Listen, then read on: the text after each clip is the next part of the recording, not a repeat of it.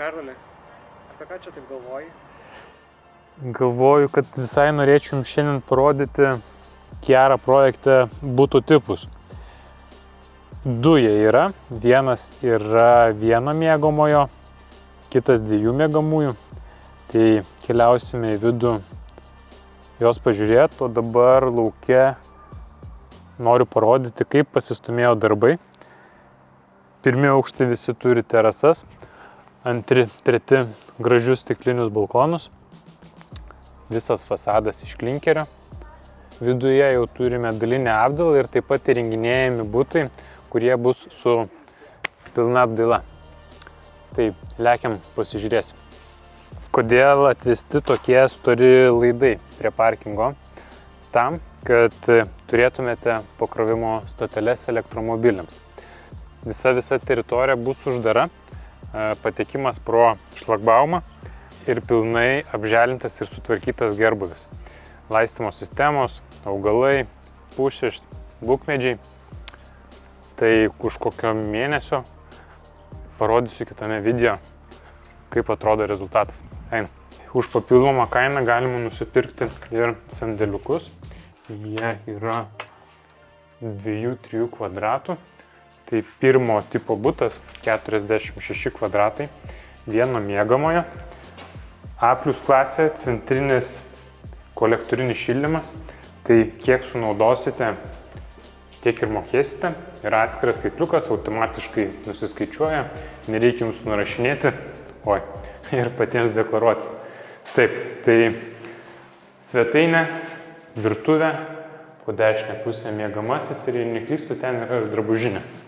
Iš svetainės išėjimas į terasą. Taip pat atkreipkite dėmesį, visur išvedžioti yra rekuperacinės sistemos gofros ir taip pat paruoštos vietos kondicionieriams. Tai einam ir čia suskaičiuosim, kiek kvadratų ir metrų terasa. 1, 2, 3. Jau kiek velnių gausiu šitus pėdsakus. 1, 2, 3, toliau važiuojam. 1, 2, 3, 4, 4, 3 ant 4. 3 ant 4 terasa. Ir einu ieškoti vandens, nuplauti pėdsakus. Ir koks dar didžiulis privalumas šitų butų, jog jie visi yra orientuoti į pietinę vakarinę pusę. Saulėti, daug šviesos. Ir dabar vedu jūs į 62 kvadratų butą, 2 miegamųjų, su balkonu. Prašau. Didelė drabužinė, miegamasis, vonios kambarys, dar vienas miegamasis ir svetainė su virtuvė. Virtuvė zona per visą sieną ir balkonas. Skaičiuojam balkono dydį irgi. 1, 2, 3. Dar vienas butas, kuris nėra jokiuose skelbimuose. Jis yra pilnai įrenginėjamas ir įdomus sprendimas. Tai visai noriu jums parodyti. Lekiam į viršutinį aukštą. Kuo gerai yra centrinis kolektorinis miesto šildymas, jog tai yra vienų pigiausių alternatyvų.